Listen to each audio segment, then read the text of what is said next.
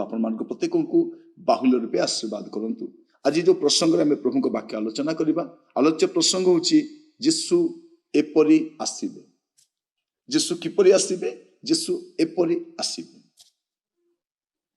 मस्त खोलतु दया करी प्रेरित तार प्रथम अध्याय तार 9 पदरु 11 पद पर्यंत एही समस्त कथा कहिबा उतारे से माने देखु देखु से ऊर्ध्व को नीत हेले आउ खंडे मेघ ताहांकु सेमान को दृष्टिगत घेनी गला आउ से जाऊ जाऊ सेमान को आकाश आड़ को एक दृष्टि चाहि अछंती। एपरि समय देखो शुक्ल वस्त्र परिहित 2 जन पुरुष सेमान को निकट उपस्थित हेले। पुणी सेमाने कहिले, हे गालीलीय लोके काहेकि तुम्हें माने आकाश आड़ को चाहि ठिया होई अछ। एई जो यीशु को तुम मान निकट स्वर्ग रे गृहीत हेले, एई जो यीशु तुम मान निकट स्वर्ग रे गृहीत हेले ताहांकु तुम्हें माने जो प्रकार स्वर्ग को जीवार देखिलो से सही प्रकार आगमन करिवे। यीशु किपरि आसीबे?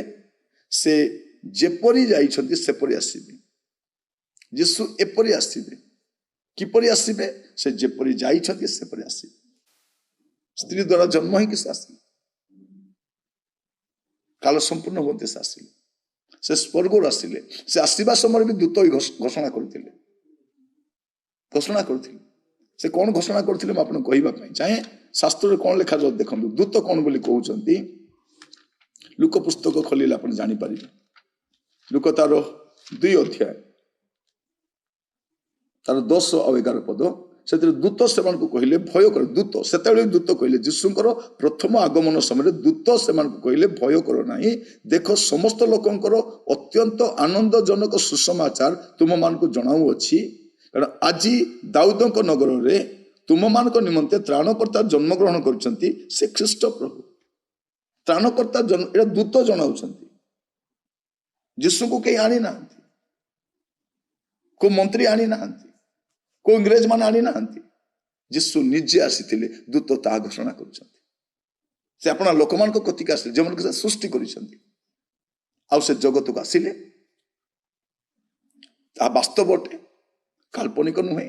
ताकर जन्मस्थान वास्तव, ताकू कहीं प्रूफ करबा दरकार नै, ऑलरेडी प्रूवन। सेटा आम देश रे लोक कहले से जन्म होइछन बोली प्रमाण करो, से प्रमाण भी दे पारिना। किंतु यीशुंकर जन्मस्थान प्रमाण सिद्ध अटे। यीशु जगत रे बंची थिबा कथा प्रमाण सिद्ध अटे। तांकर शिक्षा प्रमाण सिद्ध अटे। ताकर रोहणी काल प्रमाण सिद्ध अटे। से दुख भोग कले, मृत्यु भोग कले, तांको समाधि रखा गला। तृतीय दिवस समाधि उठिले और उठिला परे से 40 दिन पर्यंत अनेकों को से दर्शन दैछथि। तापरे से स्वर्गारोहण करूछथि। आज आम जहाँ ध्यान करूछ आ से जेपरी गले से परी आसीबे। से जेपरी नित होइछंती से पर से आगमन करिवे। एटा हम लोक माने जानि नांती। गोटे आकृति बने कि आसीबे आसीबे बोली करी प्रहसन करूछंती, किंतु प्रभु यीशु ख्रीष्ट वास्तव रे से आसुछंती। तांको को सरकार आनिबे नै, को व्यक्ति आनिबे नै, से निजे आसीबे। काल संपूर्ण होते से निजे आसीबे। से काहे के आसीबे? अनेकंकर परित्राण निमंते, अनेक उद्धार प्राप्त होई मेघमाला नीत हेबे। तापर जगत उपरे महाक्लेश आसीबे। एटा बाइबल कहे, एटा शेष कालर कथा। एटा से जेपरि जाइछंती से सेही परि आसीबे। से अवश्य आसीबे। जदि से जाइछंती से आसीबे। से जेपरि जाइछंती दूत सेही कथा कहिछंती। हे गालील लोक माने तुमे काहे के अचंबित ठिया आइछ? से जेपरि जाइछंती से सेही परि आसीबे। कि आसीबे? जे मृत्यु को जय कर उठिछंती से आसीबे। किए आसंती? जे जीवित अछंती से आसंती। मृत मान आसंती नहीं, मृत मान आसंती नहीं। जे मला से गला से आसी पारिबन।